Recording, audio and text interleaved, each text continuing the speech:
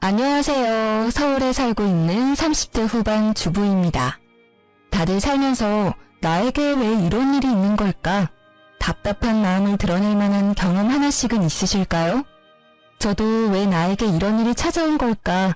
답답한 마음이 들 만한 일이 하나 있었어요. 사람은 좋은 일이 있으면 안 좋은 일도 있는 법이라고 하지만 왜 나에게 이렇게 감당하기 힘든 어려움이 찾아온 걸까?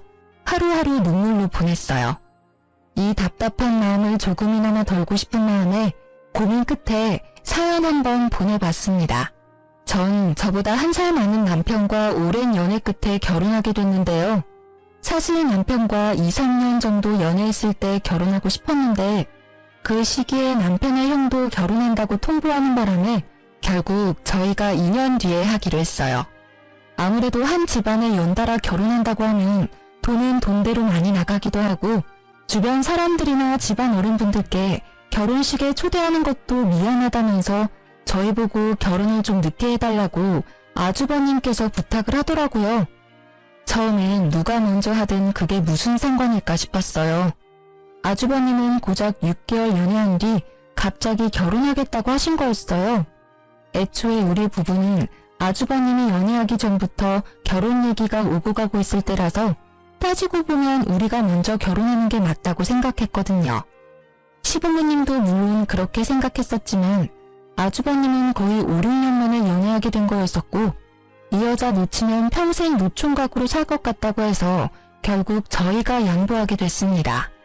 그렇게 아주버님이 결혼하고 2년 뒤 저희 부부가 결혼했는데요. 결혼은 제가 늦게 했어도 전 결혼 전부터 시부모님을 자주 찾아뵀던 편이었는데요. 그래서 이미 시부모님과 많이 친했었던 편이었고 특히 시어머님 성격이 정말 좋으세요.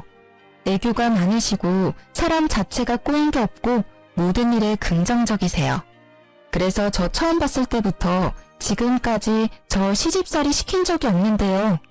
그런 시어머님 덕분에 오히려 제가 시댁일에 나서서 하고 시부모님께 잘하려고 노력했어요. 근데 문제 하나가 발생하게 됐는데요. 아주버님의 와이프, 저한테 형님이신 분 때문인데요. 형님은 제 남편과 동갑이신 분이에요. 정말 화려하게 생기고 모델이라고 해도 믿을 정도로 길쭉길쭉한데요. 이쁘게 생긴 것과 다르게 성격은 정말 모난 구석이 많았어요. 모든 일에 부정적이고 투덜거리는 게 정말 많은 편이더라고요. 제가 결혼하고 난 뒤 첫 명절이었어요. 아무래도 형님이 저보다 먼저 결혼하셨고 시댁 식구와 이미 몇 번 명절을 같이 보낸 상태였으니까 시댁 안에서 돌아가는 일에 대해 잘 알고 있을 줄 알았어요. 그래서 명절 때 형님한테 뭐부터 하면 되겠냐고 물어봤었는데요. 형님, 어머님께서 잠깐 시장 좀 다녀오신다고 그동안 간단하게 나물이랑 전 몇 개만 만들고 있으라고 하셨는데 전 뭐부터 하면 될까요? 그걸 왜 나한테 물어봐? 동서가 알아서 해. 내가 하나하나 알려줘야 돼? 그게 아니라 아무래도 형님이 어머님이랑 몇 번 더 명절 같이 보내보셨잖아요. 그래서 어떻게 해야 할지 아실 것 같아서 물어본 거예요. 이 집이라고 해서 뭐 특별한 거라도 있는 줄 알아? 남들이 하는 것처럼 대충 만들면 돼. 귀찮게 왜 자꾸 물어봐? 내가 이 집 구석 한이로 들어온 건지 며느리로 들어온 건지 가끔 헷갈리네. 나 잠깐 자고 있을 테니까 동서가 알아서 만들고 있어. 어머님 오실 것 같으면 미리나 깨워주고. 알겠지? 아무래도 아랫사람인 내가 윗사람 허락 없이 이것저것 하면 예의 없는 행동인 것 같아서 형님께 이것저것 물어봤어요. 물어볼 때마다 그거 하나 알아서 못하냐고 큰 소리를 내시는 편이었어요. 반대로 제가 알아서 일을 하고 있으면 저보고 왜 본인한테 안 물어보고 일 시작하면 어쩌자는 거냐면서 엄청 혼을 내기도 합니다. 그런 형님의 장단을 맞추는 게 참 어려워요. 그리고 형님과 같이 음식을 만들거나 집안일을 같이 하는 거 보면 할 줄 아는 게 전혀 없었습니다. 간 조절조차 못하는 편이라서 결국 모든 일을 제가 다 하게 됐어요. 형님도 본인이 요리 하나 제대로 못하는 걸 아는 편이기 때문에 초반에 좀 하는 척만 하고 나중에 낮잠을 자거나 딴짓을 하고 있더라고요. 정작 일은 제가 다 하는 편인데 시어머님 앞에서는 본인이 거의 다 한 것 마냥 힘든 척 고생한 척을 하니 억울했어요. 다행히 시어머님께선 제가 고생한 걸 다 알고 계시더라고요. 언제 한번 시어머님께서 절 따로 불러서 한 얘기가 있었어요. 영지야, 요즘 많이 힘들지? 요즘 살이 자꾸 빠지는 것 같아. 밥은 잘 챙겨 먹고 있어? 네? 힘들긴요. 제가 힘들 게 뭐가 있겠어요. 다 알아. 그네 때문에 많이 힘든 거. 사실 한동안 그네가 너한테 어떻게 하는지 대충 지켜봤었거든. 작은애, 너가 우리 집에 시집 온 뒤로 우리 집 분위기가 정말 많이 밝아진 게 보여. 아무래도 큰애가 너한테는 손이 사람이니까 내가 널 챙기고 알려주는 것보단 큰애가 널 챙겨주고 하나하나 알려주는 게 둘 사이를 위해서 좋다고 생각했다. 근데 큰애 하는 행동들 보면 너가 고생이 많을 것 같아서 말이야. 사실 큰애가 노는 걸 너무 좋아하고 친정에서 뭐 하나 제대로 배워온 게 하나도 없는 애라서 내가 애를 뭐부터 하나하나 알려줘야 하나 고민이 많았었어. 그래도 우리 작은애가 너무 반듯하고 뭐 하나라도 더 잘하려고 노력하는 모습이 너무 예뻐. 너무 고맙다. 내가 너가 있어서 든든해. 감사해요, 어머님. 어머님이 제 마음 알아주신 것만으로 든든하고 힘이 나네요. 어머님은 모든 일에 대해 다 알고 있었어요. 제가 남편과 결혼하기 전 형님과 어머님이 단둘이 남절 준비를 했을 때 어머님께서 고생이 많았다고 해요. 형님이 뭐 하나 하려고 하는 의지가 없고 자꾸 빈둥거리는 것만 좋아해서 그동안 어머님이 모든 걸 다 해왔다고 해요. 본인이 뭐라도 하나 잔소리하면 그게 시집살이라고 생각할까봐 쉬면 쉬는 대로 그냥 뒀다고 하더라고요. 어머님께선 며느리라고 꼭 시댁 일을 도맡아서 할 필요는 없다고 생각하는 분이기도 했어요. 제가 들어오고 난 뒤 어머님이 마음이 한결 편해졌다고 그동안 고생 많았다면서 저한테 용돈을 몰래 주시기도 했어요. 어머님께 받은 용돈으로 가끔씩 남편과 따로 데이트를 여유롭게 할 수 있어서 너무 좋았었어요. 근데 어머님이 가끔 저한테 용돈을 준다는 것을 형님께 들킨 적이 있어요. 어머님께서 다른 날과 같이 저를 따로 안방에 부르신 뒤 저한테 용돈을 주셨는데 그 상황을 형님이 직접 목격하게 됐었거든요. 그날 형님이 그런 절 따로 불러서 하나부터 10까지 따지기 시작했어요. 동서, 아까 어머님이 동서한테 돈 주는 거 다 봤어. 그 하얀 봉투, 돈 맞지? 얼마나 주셨어? 원래 둘이서 나 몰래 그렇게 돈 주고받고 했었던 거야? 아, 다 보셨어요? 어머님이 저한테 용돈 한번 주고 싶었다고 따로 불러서 주셨어요. 어머님은 나한테 한 번도 용돈 같은 거 준 적이 없으신 분이셔. 근데 동선이 왜 받는 건데? 그리고 아무리 어머님이 용돈을 주신다고 해도 그걸 덥석 받는 동서도 참 웃긴다. 돈이 그렇게 좋아? 어머님께서 며느리한테 용돈 한 번씩 줄 수도 있는 거지 뭘 그렇게까지 화를 내시면서 말씀하세요. 얄밉잖아. 같은 며느리인데 차별하는 것도 아니고 왜 동서한테만 용돈을 주는 거냐고. 오늘 어머님께 받았던 돈 나한테 줘. 네? 이걸 왜 형님한테 드려야 해요? 애들이나 하는 일진 짓을 왜 형님이 하시냐고요. 일진 짓? 둘이서 날 왕따 취급하는 건 생각 안 하고 내가 방금 일진 짓 했다고 말한 거야? 동서 이제까지 어머님한테 몰래 용돈 다 받았을 거잖아. 이번엔 나한테 줘. 어머님한테 그렇게 용돈 받고 싶으시면 직접 가서 달라고 하세요. 어머님은 저 쓰라고 이거 주신 거예요. 내가 달라고 하면 주는 거지. 어디서 눈 크게 뜨고 말 대답을 해. 어머님이 나보다 동서 조금 더 챙겨주는 것 같으니까 이제 기어오른다. 솔직히 동서 엄청 여우 같은 거 알아? 내 앞에선 이렇게 말 대답 잘만 하면서 어머님 앞에선 여우처럼 살랑거리긴 하고. 제가 여우 같다고요? 전 그냥 며느리로서 해야 할 본분을 다했을 뿐이에요. 형님이 배짱이처럼 아무것도 안 하고 놀기만 하니까 저라도 열심히 어머님 도와야죠. 그래서 어머님이 절 조금 더 챙겨줄 뿐인데 그게 그렇게 얄미우셨어요? 그럼 형님도 형님답게 며느리답게 뭐라도 좀 하려고 해보세요. 맨날 놀 궁리만 하지 마시고요. 지금 말 다 했어? 이게 어디서 건방지게 따박따박 말대답이야? 형님은 말 한마디도 안 지는 제가 얄미웠는지 결국 손을 올리셨는데요. 때리려던 찰나에 어머님이 저희 둘을 발견해서 맞진 않았어요. 어머님은 형님의 태도를 보고 생각보다 많이 놀란 눈치였어요. 너 지금 뭐하는 짓이니? 지금 작은 애 때리기라도 하려고 한 거니? 지금 여기가 어딘 줄 알고 손을 함부로 올려? 아무리 작은 애가 너보다 아랫사람이라고 해도 둘이 어려운 사이인 거 알아 몰라? 뭐 때문에 그러는 건데? 말해봐 어서. 네, 동서가 너무 얄미워서 때리려고 했어요. 제가 무슨 말을 해도 말대답을 너무 심하게 하길래요.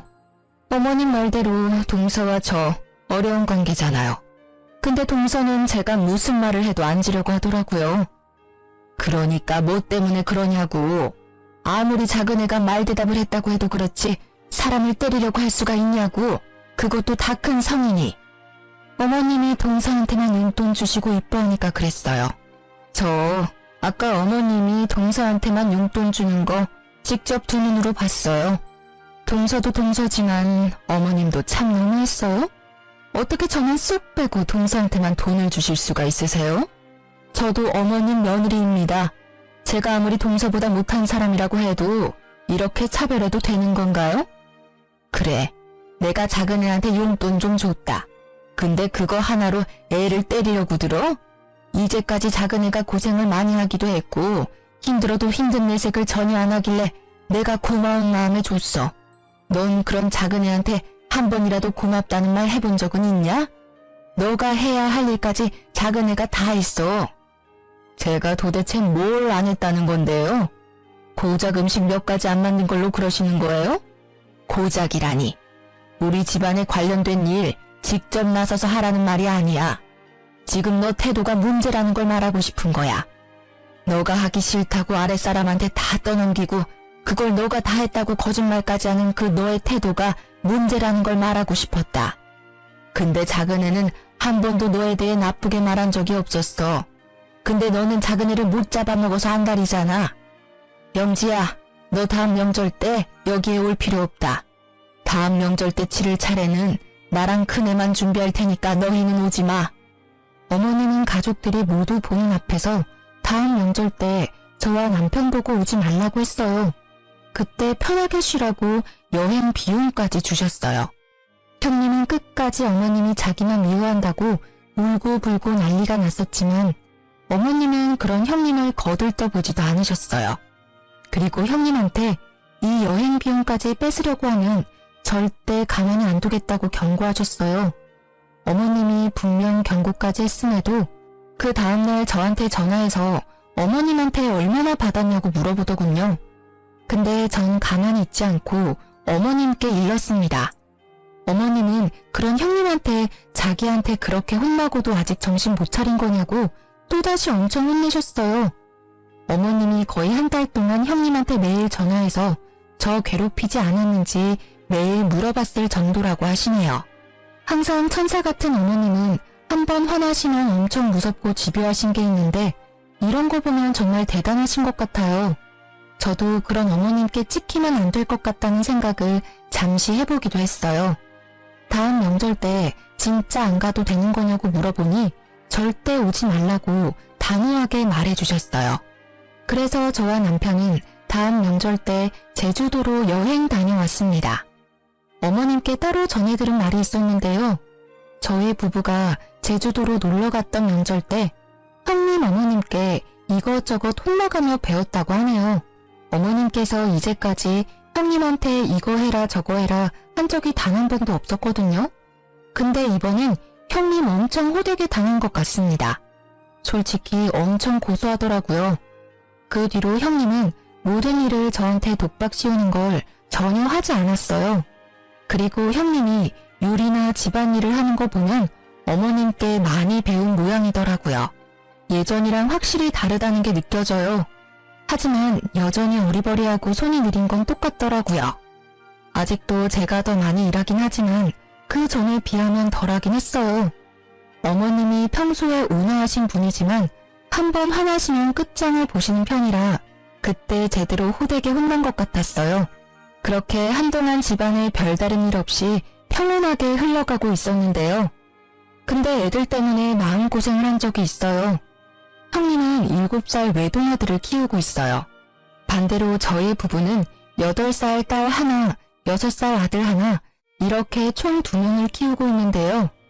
애들이 없을 때까지만 해도 가족 분위기가 자체가 시끄럽지 않았는데 애들이 생기고 나서부턴 시끄럽긴 하지만 웃을 일이 많아졌어요.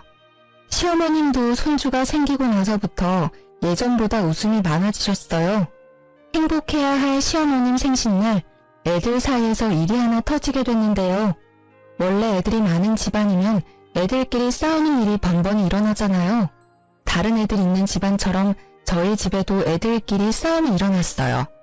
어른들끼리 다 같이 커피 마시면서 시간을 보내고 있는데 애들이 놀고 있는 작은 방에서 울음소리가 들리더라고요. 그래서 서둘러 작은 방으로 갔었는데 제 아들 얼굴에 상처가 나 있더라고요. 형님 아들이 제 아들을 자꾸 때리길래 왜 그러냐고 말렸었는데요. 옆에서 같이 말리고 있던 제 딸이 이 모든 상황을 설명해 줬어요. 엄마, 얘가 현우가 갖고 있던 장난감 억지로 뺏으려고 했어요. 근데 현우가 장난감 주기 싫다고 하니까 그때부터 현우 얼굴 자꾸 때렸어요. 재준아, 재은이 말이 맞아? 너가 현우가 갖고 놀고 있던 장난감 억지로 뺏으려고 했어? 그래도 그렇지, 현우 얼굴 이렇게 때리면 어떡해. 다음부터 그러지 마, 알겠지? 현우도 장난감 혼자 갖고 놀면 안 돼. 서로 바꿔놀기도 하고 그래야지. 서로 미안하다고 사과해. 형님 아들과 제 아들은 서로 미안하다고 사과하고 다시 놀기 시작했어요. 아이들은 싸웠다가 언제 싸우냐는 듯이 금방 화해하고 다시 친하게 지내잖아요. 제 아들 얼굴 흉터도 크게 나지 않아서 다행이기도 하고 애들 싸움이 크게 나지 않은 것만 같아서 마음이 좀 놓였는데요. 근데 형님 표정이 좋지 않더라고요. 동서 닮아서 그런가 현우가 욕심이 많나 보네. 그깟 장난감 하나 양보 안 하는 거 보니까 욕심이 정말 많은가 봐. 네? 형님, 무슨 말씀을 그렇게 하세요. 저 닮아서 욕심이 많다니요. 애들이니까 당연히 장난감 양보하기 싫은 거고 싸울 수도 있는 거지. 왜 그런 말을 제가 들으라는 식으로 말씀하시는 거냐고요. 애초에 현우가 장난감만 바로 줬어도 이렇게 될 일은 없었잖아. 동서 닮아서 무력이 많은 편인가 봐? 아무리 애라고 해도 그렇지. 너무 욕심이 과하잖아. 형님, 때린 사람은 형님 아들이에요. 형님 말씀하시는 거 보면 우리 아들이 형님 아들 때린 줄 알겠어요. 잘잘못 따질 거면 형님 아들이 잘못한 일인데 왜 제 아들이 욕먹어야 하냐고요. 그런 뜻으로 말한 거 아니야. 그냥 가끔 보면 동서도 무력이 더럽게 많은 것 같아서 말이야. 지난 일이지만 예전에 어머님이 동서한테 용돈 준 일도 그렇고 끝까지 안 주겠다는 행동을 보니 그 엄마의 그 아들인가 해서 그렇지. 전 그런 형님의 말을 듣고 너무 어이없어서 말조차 나오지 않았어요. 그런 형님은 갑자기 잘 놀고 있는 우리 아들한테 가서 손가락으로 머리를 툭툭 치면서 엄마처럼 인생 그렇게 살지 말라는 말하기까지 했습니다. 제 아들한테 손을 댄 형님의 모습을 보고 놀란 저는 그대로 형님한테 다가가 화를 내려고 하던 찰나에 이 상황을 지켜보고 있던 어머님께서 갑자기 형님한테 다가가더니 형님의 머리를 툭툭 치시기 시작했습니다. 놀라기도 하고 기분이 몹시 나빴던 형님은 그런 시어머님의 손을 툭 치면서 뭐 하는 짓이냐고 소리쳤어요. 어머님, 지금 무슨 짓이에요? 갑자기 제 머리를 툭툭 치시냐고요. 기분 나쁘니? 너도 기분 나쁜 걸 왜 우리 현우한테 했어? 왜 가만히 있는 내 손주 머리를 치냐고. 너도 당해보니까 기분 나쁘지? 어른이 당하면 기분 나쁜 행동, 아이도 당연히 기분 나쁠 거야. 행동 가려가면서 해. 아이는 어른이 하는 행동 전부 기억해. 그리고 그 나쁜 행동 다 아이가 배워서 똑같이 써먹는다고. 그러니까 앞으로 행동 조심해. 우리 현우가 너가 방금 했던 나쁜 행동 배웠을까봐 걱정이다. 애가 얄미우니까 그렇죠. 고작 장난감 하나가 뭐라고 양보 한 번을 안 하고. 참나, 누구 닮아서 이 모양인지.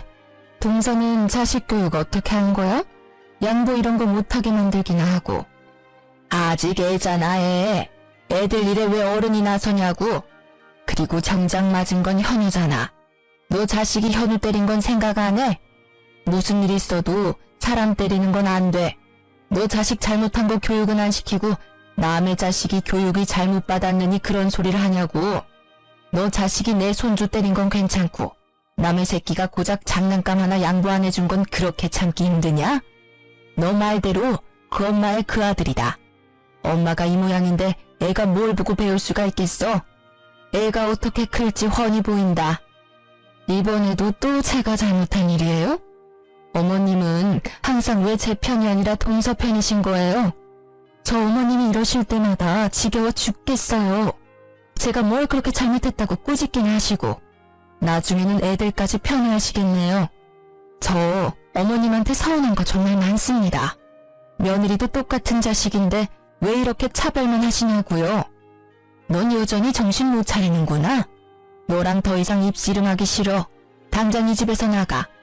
앞으로 이 집에 들어올 생각 절대 하지 마. 당장 나가라고. 결국 어머님은 형님을 내쫓았습니다. 앞으로 절대 가족 모임에 참석할 생각하지 말라고 으름장을 놓으실 정도였어요. 평소 같으면 아주버님은 무조건 형님 편만 들었을 텐데 이번엔 형님 편을 들지 않고 저희 부부한테 다가와 미안하다고 사과까지 하셨어요. 형님은 도대체 왜 우리를 못 잡아먹어서 안달일까요? 시간이 모든 일을 해결해준다는 말이 있잖아요. 한동안 형님은 가족 모임에 참석하지 못했었지만 나중에 어머님과 형님은 자연스럽게 화해를 하고 형님은 다시 가족 모임에 참석했어요. 형님도 아무렇지 않게 저한테 말도 걸기도 했고요. 근데 끝까지 사과 한마디를 하지 않았어요. 일 크게 만들고 싶지 않아서 저도 아무렇지 않게 형님과 잘 지냈습니다. 예전처럼 다시 잘 지내고 있는데 저에게 안 좋은 일 한 가지가 생겼는데요. 저희 친정아버지가 교통사고를 당하게 됐어요.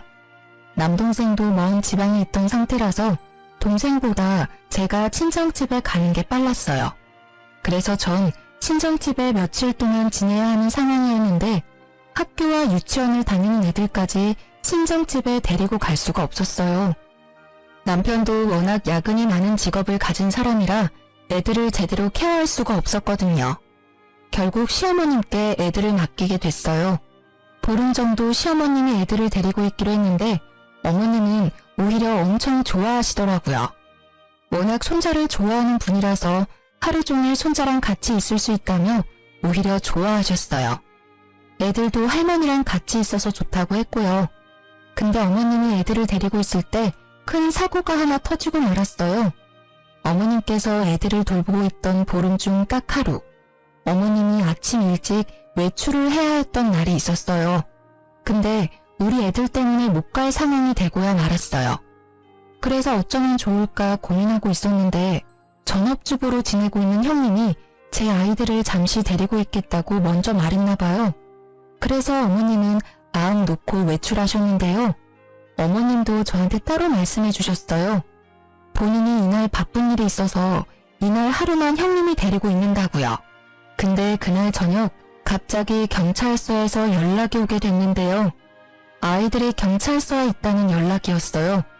그래서 친정집에서 시댁 근처에 있는 경찰서로 바로 가게 됐는데요. 경찰서에 도착하니 벌써 새벽이더라고요. 경찰서 안에 있는 애들을 보니 완전 산거지가 따로 없더라고요. 애들은 절 보자마자 바로 울었고요. 그래서 이게 무슨 상황인가 싶어서 경찰한테 어떻게 된 거냐고 상황 설명을 듣게 됐었는데요.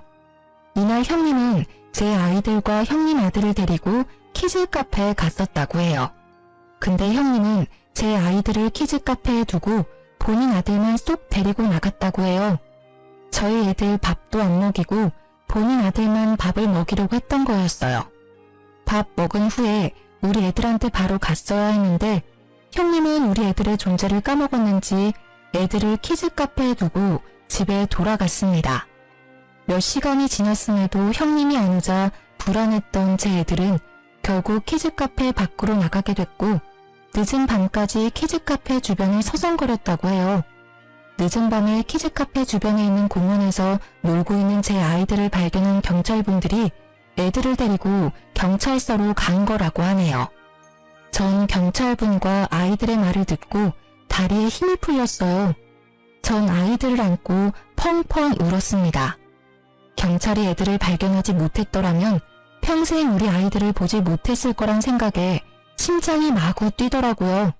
한창 뉴스에 애들 관련 사건 사고가 많이 나왔었을 때라서 경찰한테 연락을 받았을 때 우리 애들한테 무슨 일 있는 건 아닐까 많이 무서웠었거든요. 다행히 애들이 제 번호를 외우고 있었던 덕에 바로 연락이 닿을 수 있었네요. 좀 진정된 뒤 전 남편에게 전화했습니다. 얼마 지나지 않아 남편과 시어머님, 형님네 부부까지 전부 경찰서에 왔어요. 뒤늦게 이 사실을 알게 된 어머님은 목 놓아 우시면서 애들을 꽉 안았습니다.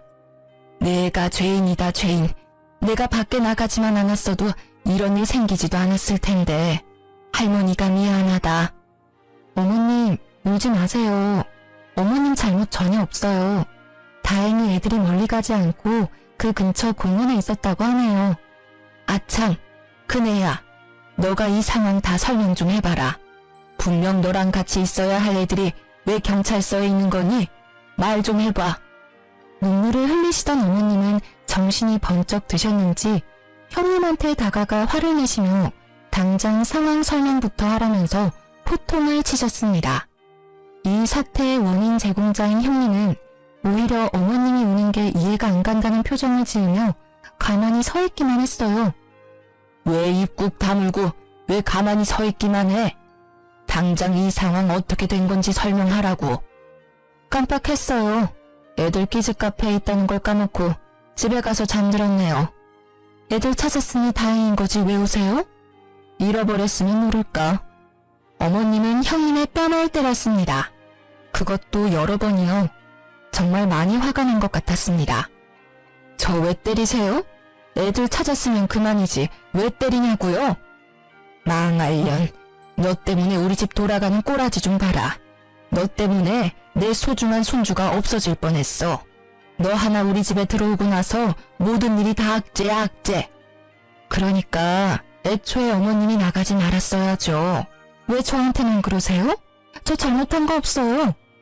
너 끝까지 너 잘못 없다는 거지? 우혁이, 너 당장 얘랑 이혼해. 당장. 이 범죄자랑 더 이상 가족으로 못 지내. 당장 이혼해, 당장. 어머님은 아주버님께 당장 이혼하라고 말씀하셨어요.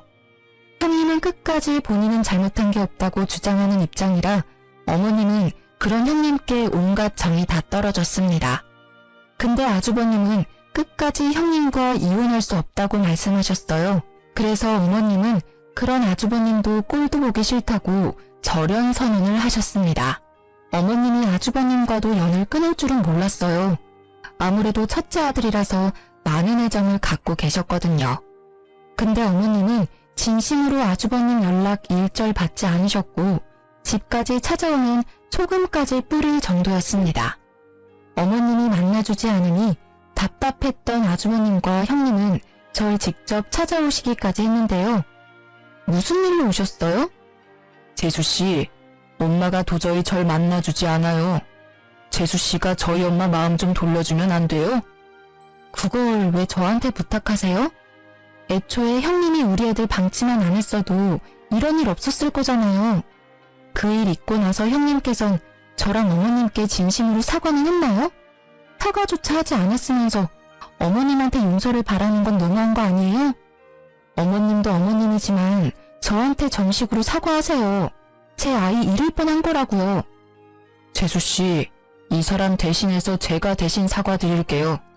제 와이프가 생각이 너무 짧았어요. 내 자식이라 생각하고 돌봤어야 했는데 이 사람은 그게 부족했던 것 같아요.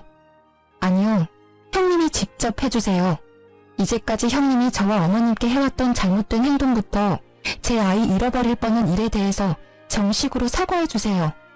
아주버님 옆에 있던 형님은 끝까지 입을 열지 않으셨어요. 아주버님은 그런 형님께 화를 내면서 사과하라고 말했지만 끝까지 안 하더군요. 그렇게 1년 가까이 형님과 아주버님을 보지 않고 살게 됐었는데요. 그런 어느 날 갑자기 아주버님이 울면서 시어머님을 찾아간 적이 있습니다. 거의 1년 만에 아주버님을 본 거였는데 그런 아주버님이 울면서 있으니 시어머님과 저희 부부는 많이 놀랐는데요. 평소 시어머님 성격 같으면 그런 아주버님을 보고도 그냥 내보냈을 텐데 그날은 그런 아주버님의 이야기를 묵묵히 듣고만 계셨어요. 이날 아주버님이 울면서 했던 말이 아직도 생생한데요. 아주버님은 시어머님과 저희 부부를 안 보고 지내던 1년 동안 둘째 계획을 세우고 있었다고 합니다. 근데 생각보다 둘째가 잘 생기지 않아서 그 이유에 대해 알기 위해서 산부인과를 찾아갔다고 해요. 원래 산부인과까지 갈 필요는 없다고 생각했었는데 하도 임신이 안 되니까 마음 크게 먹고 갔던 모양이더라고요. 그래서 각종 검사를 받게 됐었는데 아주버님께서 무정자증이라는 충격적인 검사 결과가 나왔다고 합니다. 완전 패닉 상태였다고 하는데요. 무정자증이라면 첫째 아이를 어떻게 가진 걸까 의문에 빠졌다고 해요. 그것 때문에 한동안 형님과 엄청 싸웠다고 합니다. 결국 두 사람은 친자 검사를 받게 됐는데 형님의 아들이 아주버님의 아이가 아니라는 결과가 나왔다고 해요. 알고 보니 형님께서 아주버님과 결혼 준비를 하면서 다른 남자와 몇 번의 잠자리를 가졌다네요. 여러 남자들과 가졌던 거라서 아들이 어떤 남자 아이인지 모른다고 해요. 그래서 그 문제로 아주버님은 울면서 시어머님을 찾아갔던 거였습니다. 시어머님은 그런 아주버님을 때리면서 하필 결혼해도 그런 여자랑 결혼해서 왜 이 사단을 만들었냐며 호통을 치셨습니다. 아주버님은 그런 형님이 보기 싫어서 거의 한 달 동안 따로 나와서 살았다고 해요. 결국 돌고 돌다가 갈 곳이 없어서 시어머님 집으로 찾아왔다고 합니다.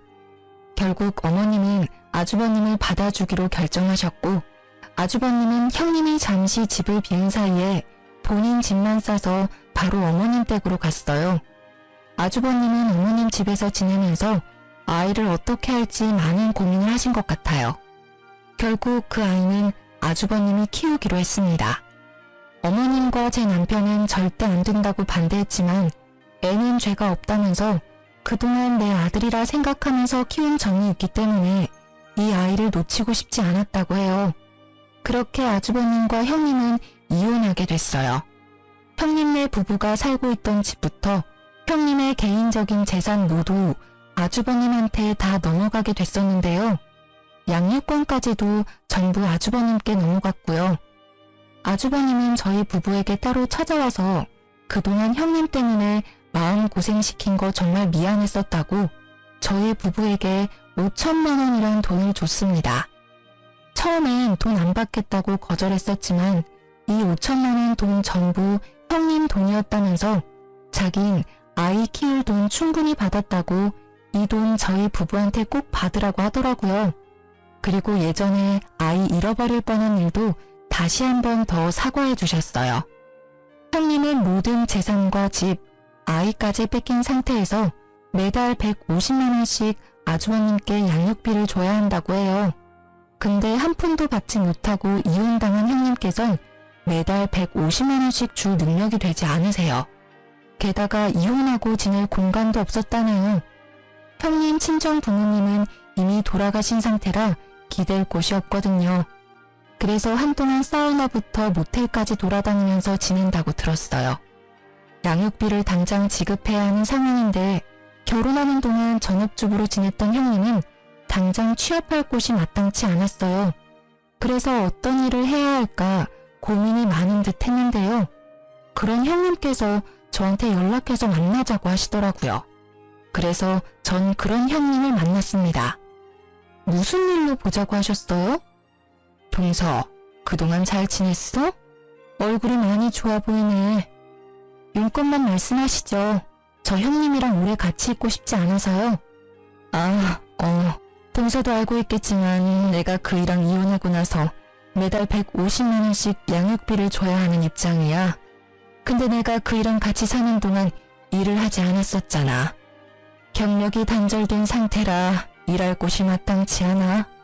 동서는 결혼하고 나서도 계속 일해왔으니까 주변에 아는 회사나 아는 사람들 많을 것 같은데 혹시 내가 일할 만한 회사 자리 하나 있을까? 있으면 나 좀 소개해 줄래? 제가 왜 그래야 해요? 일 하나 못 구해서 바쁜 사람 불러낸 거예요?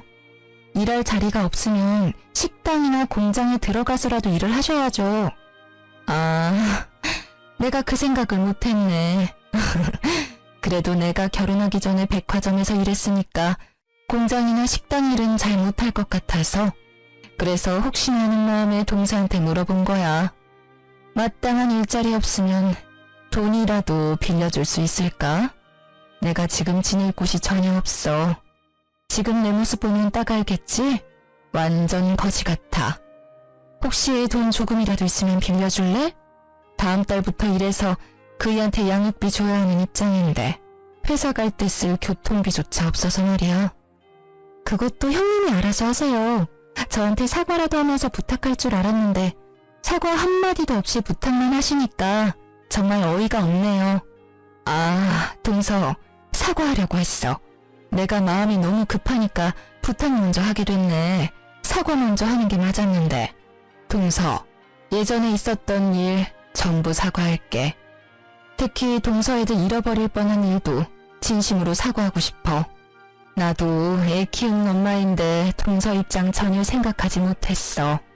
그때 동서가 너무 밉고 질투가 났어. 그때 내가 너무 어리석었다. 내 사과 받아줄래? 그 사과가 진심인지 잘 모르겠네요. 할 거면 그때 진심으로 해야 했었는데. 전 형님의 부탁을 모두 거절했어요. 형님은 무릎을 꿇고 사과했음에도 전 그런 형님의 사과를 받지 않았습니다. 이날 이후로 형님을 한동안 보지 않았어요. 아주버님은 아이 때문이라도 한 달에 한 번씩은 보는 것 같더라고요. 이날 이후 아주버님께 가끔씩 형님에 대해 조금씩 듣고 있는데요. 형님은 파출 일을 하면서 돈을 벌고 있다고 들었어요. 제 말대로 공장에서 일을 한 적이 있는데 워낙 손재주가 없고 느린 사람이라서 한 달 만에 해고당했다고 하네요. 게다가 공장 안에서도 텃세가 심했던 거였는지 그 짧은 한 달 동안 심한 괴롭힘을 당했다고 해요. 요즘 아줌마들 따돌림이 더 심한 편이라면서요? 공장 한 달 다니면서 마음고생 좀 한 모양이에요. 공장 퇴사 후 파출 일을 하면서 돈을 모아 매달 양육비를 보내고 있는데 파출 일 자체가 고정적이지 않아서 양육비를 다 모으지 못할 때가 있다고 해요. 그래서 아주버님께 150만 원이 아닌 100만 원만 보낸 적이 있다고 하는데요. 그때 아주버님이 50만 원 당장 안 보내면 아이 평생 못 볼 줄 알라고 단호하게 말했다고 하네요. 그래서 밤낮 가리지 않고 일을 하면서 돈을 모으고 있는데 돈 모으는 게 한계가 있었는지 결국 형님은 손을 대지 말아야 할 대부업체 대출까지 받았다고 합니다. 한번 대출을 받았을 때 대출을 크게 받은 모양이더라고요. 그래서 지금 매달 갚아야 할 돈이 엄청나다고 하네요. 아무래도 대부업체 금리가 다른 대출에 비해 큰 편이라 매달 생기는 이자가 엄청나잖아요. 그걸 생각하지 못하고 무작정 대출을 받은 것 같더라고요. 그것 때문에 언제 한 번은 술 마시고 저희 집에 찾아와서 제대로 진상을 부린 적이 있는데요. 나 양육비랑 매달 나가는 대출금만 총 합쳐서 300만 원 정도 된다. 대박이지? 형님, 술 마셨어요? 술 마셨으면 집에 가서 곱게 자기나 해요. 왜 남의 집에 와서 이게 무슨 짓이에요? 동서는 좋겠다. 착한 시어머님, 돈 잘 버는 남편, 귀여운 애들까지 모두 가졌잖아. 근데 나는 모두 잃었어. 나 하루하루가 너무 지옥 같아.